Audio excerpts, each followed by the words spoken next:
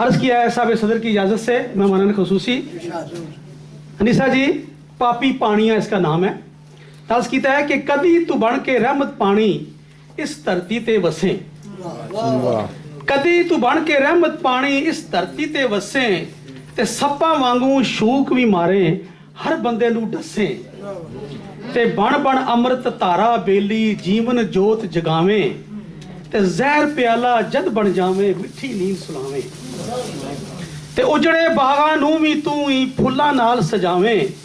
ते फल फ्रूट ते फसलां पारों भुखे पेट रजावे ते आबे जमजम सिफत भी तेरी दिल दी मैल मिटावे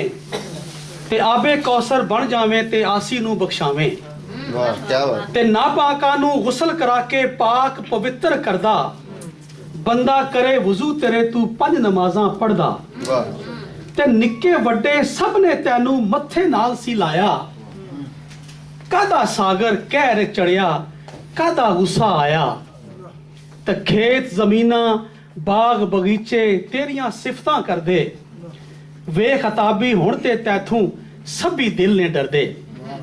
ते तेरे सोहणे पंथी लोकी धरती रूप सजांदे पहले तैनू कदी न डिठा एडा जुल्म कमांदे ते तेरियां छल्लां रोड़ के लखां लोकी मार मुकाए असदे वसदे नक्शे उतू कई तू शहर मिटाए ते पानी शेर जरा गौर फरमाना पानी दे विच डुबदे लोकी पानी पीण नू तरसन। वाह आज लाहौर में देखा कराची में देखा 6-6 फुट का पानी है और लोगों को पानी नहीं मिल रहा। ये अल्लाह की एक करामत है कि पानी दे विच डुबदे लोकी पानी पीण नू तरसन ते हुण जे बदल बन के वसे होर भी लोकी मरसन ते निक्के वड्डे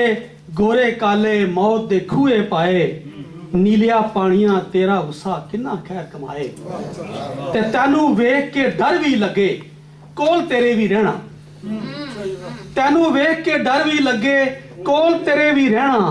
दसो पापी पानियां तैनू छड़ के किथे जाना ते पानी तू ए रहमत रब दी ऐ ईमान है मेरा